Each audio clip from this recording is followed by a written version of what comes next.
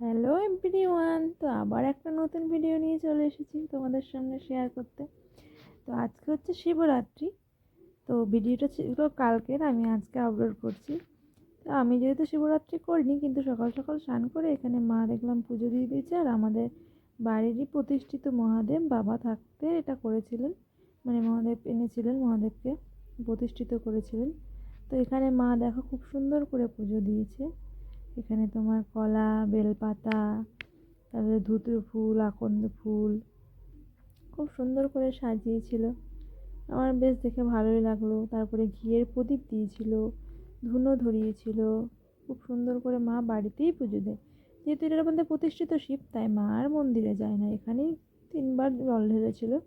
আসলে মায়ের শরীরটাও খুব ভালো নয়, মেডিসিন নিতে হয়, তাই মা সারাদিন উপোস নির্জলা করতে পারেনি। আর এই দেখো আমাদের গোপুরা বসে আছে কি সুন্দর।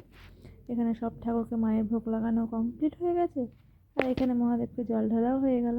তো আমরা হয়তো অনেকেই শিবরাত্রি করেছি, কিন্তু আমার এবার শিবরাত্রিটা হলো না। বিয়ের পর প্রথম ছিল, কিন্তু হয় না, হলো না শরীর ঠিক না থাকার জন্য।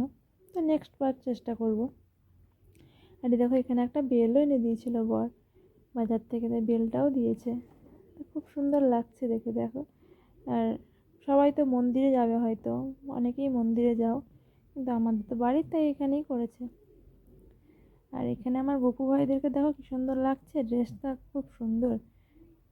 গপু ভাইরা এখানে বসে আছে চুপ করে। এখানে মহাদেব, তার পাশে পার্বতী, তারপরে মায়ের গুরুদেব, সব রকম ঠাকুরকে মা এখানে পুজো দিয়েছিল। আর সব থেকে বেশি ভালো লাগে কি জানো, ধুনোটা। ধুনোটা বেশ পজিটিভ এনার্জি নিয়ে আসে। তো তোমাদের কেমন লাগলো জানিও, লাইক করো, শেয়ার করো।